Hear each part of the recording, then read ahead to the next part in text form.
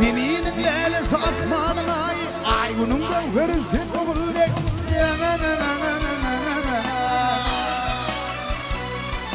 Ömür evşen tapır gördüğüm sayit dünyanın sultanı kanı oğuldek. Yar yar zar zar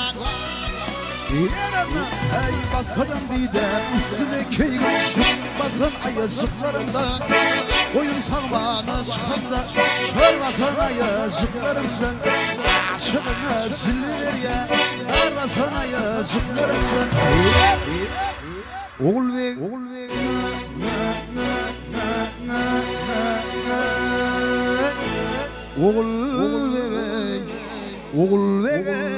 keyime Oğul ve dünyanın gövheri sen oğul ve Vay sen oğul ve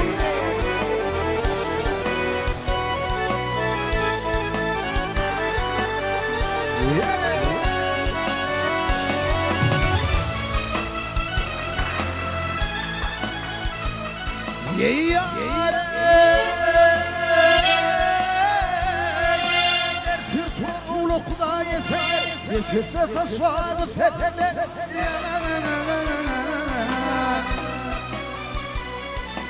Bir sevgilin aşığın eder Garip kimine tayul bey Yar yar zan zan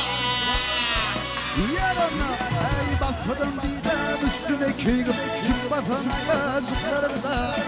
Boyun sarvanı çıkanda Şör vatan ayazıklarımda Aşığına zillir ya Kâvasın ayazıklarımda Ana sadi kara kara hay hay kara kara hay hay Göller bilin hay Göller şeşer Oynamani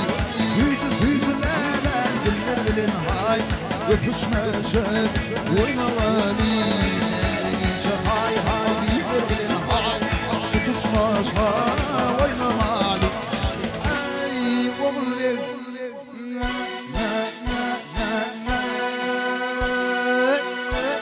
oğullar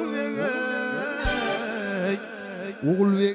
canım ey Oğul ve hey Oğul ve Oğul ve dünyanın gövheri sen oğul ve can Oğul ve han ayvının sultanı han Oğul ve dünyanın gövheri sen oğul ve